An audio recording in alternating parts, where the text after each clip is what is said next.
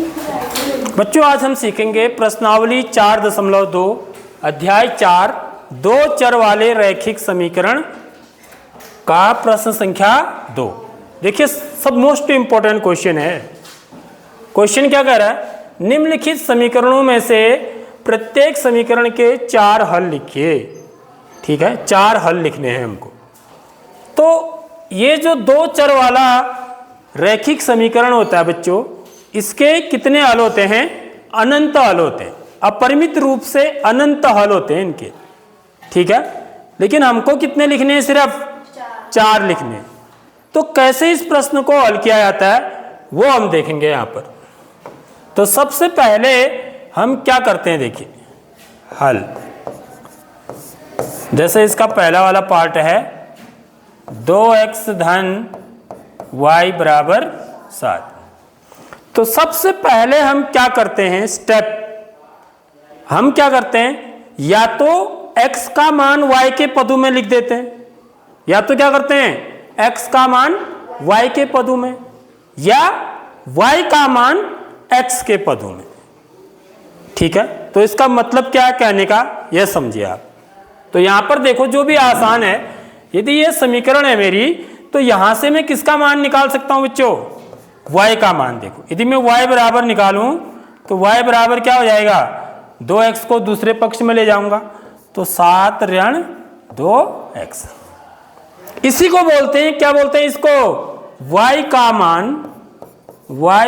मान किसके पदों में लिखा हमने? x के पदों में। y का मान निकाल लिया ना हमने, किसके पदों में? x के पदों में। तो ऐसे हम निकालते हैं, वो आप x बराबर भी निकाल सकते हो। ठीक है, अब इसके बाद क्या करते हैं, हम x को मान देते हैं।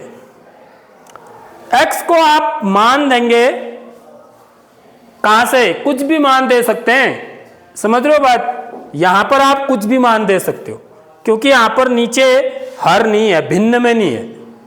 यदि x क्या है, भिन्न में है, हर में है, तो उस स्थिति में हम 0 मान नहीं दे सकते। ठीक है, क्योंकि हर क्या नहीं होना चाहिए, शून्य नहीं होना चाहिए। यह हमारी परिमेय संख्या की परिभाषा है। तो बाकी आप फिर कोई से भी मान दे सकते हैं, कोई भी वास्तविक संख्या। ठीक, तो यहां पर हम ज्यादा बड़े मान नहीं देंगे, क्योंकि 4 ही हल निकालने हैं, तो हमें छोटे छोटे मान देने। ठीक, तो हम क्या करेंगे, ये मेरी समीकरण हो जाएगी, इसको समीकरण 1 कह देते हैं। ठीक है, अब यहां पर हम क्या करते हैं, x बराबर सबसे पहले कहां से शुरू करना है बच्चों? 0 से। याद रख लो, 0 रखना सबसे आसान होता है। ठीक है, x बराबर 0 रखने पर कहां पर रखेंगे हम? समीकरण 1 में। यहां पर लिख भी देता हूं मैं, समीकरण 1 में। समीकरण 1 में, इस समीकरण में यदि मैं x बराबर 0 रखूंगा तो मुझे एक y का मान प्राप्त होगा। समझ रहे हो बात? तो यदि मैं x बराबर 0 रखूं तो y बराबर कितना आ जाएगा? देखिए y बराबर आ जाएगा 7 ऋण 2 गुणा 0। 2 की जगह पर 0 रख देना। तो y का मान क्या आ गया? देखिए y बराबर 7 ऋण 2 शून्यम शून्य। तो y बराबर क्या आ गया? 7 आ गया। आगे बात समझ में? तो एक हल मिल गया हमको, एक हल मिल गया हमको। समझ रहे हो बात? तो अब यहां पर मैं जरा इसको लिखता हूं तो आपको समझ में आएगा। x बराबर क्या रखा मैंने? अब y का मान क्या था बच्चों हमारा? 7 ऋण 2x। देखो ये एक टेबल बनी हुई है। ठीक, इसमें ये x का मान है, ये y का मान है। फिर हम इसको हल करके y का मान निकालेंगे, फिर इस रूप में लिखेंगे, निर्देशांक के रूप में। इसी को हल बोला जाता है। एक निर्देशांक का एक हल होता है, सीधी सीधी बात यह है। ठीक है, सबसे पहले हमने x बराबर क्या रखा? इसमें x बराबर 0 रखा, तो y बराबर क्या आया मेरा? 7 ऋण 2 गुणा 0 बराबर 7 ऋण 0 बराबर 7। यानी कि y का मान क्या आया? 7 आया। तो पहला हल मेरा क्या हो गया? x क्या था मेरा? 0, तो y कितना आया? 7। इसी को हल बोलते हैं। ठीक है, समझ आ गई बात? ऐसे में x बराबर क्या रख सकता हूं? अब 0 के बाद 1 रखूंगा। कहाँ, इस समीकरण 1, ये ऊपर लिख दिया मैंने।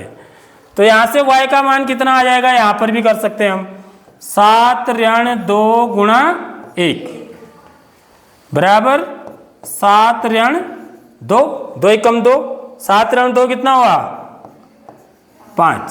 तो y का मान कितना आया, तो दूसरा हल क्या हो गया 1,5, यानी कि x बराबर 1 y बराबर 5।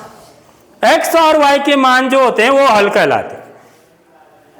x और y के मान को हम क्या बोलते हैं, हल बोलते हैं। तो इसके कितने हल मिलेंगे हमको, अनंत हल मिलेंगे। आपको सिर्फ 4 ही लिखने।